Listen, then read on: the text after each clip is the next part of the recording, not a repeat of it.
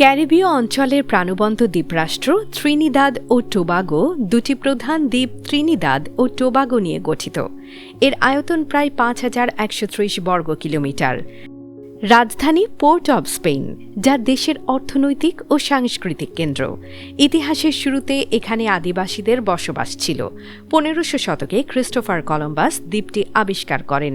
পরে স্পেন ও ব্রিটিশদের শাসনের পর ১৯৬২ সালে দেশটি স্বাধীনতা লাভ করে এবং ১৯৭৬ সালে প্রজাতন্ত্রে পরিণত হয়।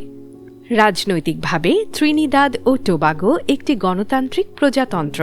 এখানে নির্বাচিত সরকার দেশ পরিচালনা করে এবং ক্যারিবীয় অঞ্চলের তুলনায় অর্থনৈতিকভাবে বেশ শক্তিশালী। দেশটি বিশেষভাবে পরিচিত তার জ্বালানি সম্পদের জন্য ও প্রাকৃতিক গ্যাস উৎপাদন অর্থনীতির প্রধান ভিত্তি। পাশাপাশি সঙ্গীত ও উৎসবও এই দেশের পরিচয়ের বড় অংশ।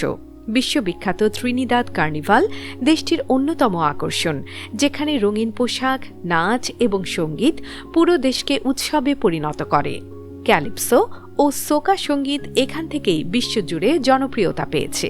নাগরিক জীবনে শিক্ষা ও স্বাস্থ্যসেবা তুলনামূলকভাবে উন্নত হলেও অপরাধ ও নিরাপত্তা কিছু ক্ষেত্রে উদ্বেগের বিষয়। তবুও জীবনযাত্রার মান ক্যারিবীয় অঞ্চলের অনেক দেশের তুলনায় ভালো।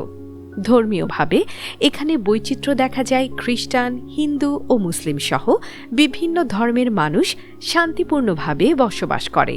মুসলিম সম্প্রদায় এখানে একটি সংখ্যালঘু হলেও সামাজিক ও সাংস্কৃতিক ক্ষেত্রে তাদের উপস্থিতি রয়েছে। ভ্রমণ ও পর্যটনের ক্ষেত্রে ত্রিনিদাদ ও টোবাগো একটি আকর্ষণীয় গন্তব্য। সুন্দর সমুদ্র সৈকত, প্রবাল প্রাচীর, বন্যপ্রাণী এবং সাংস্কৃতিক উৎসব পর্যটকদের টানে। বিশেষ করে টোবাগো দ্বীপ শান্ত ও প্রকৃতি নির্ভর ভ্রমণের জন্য বিখ্যাত।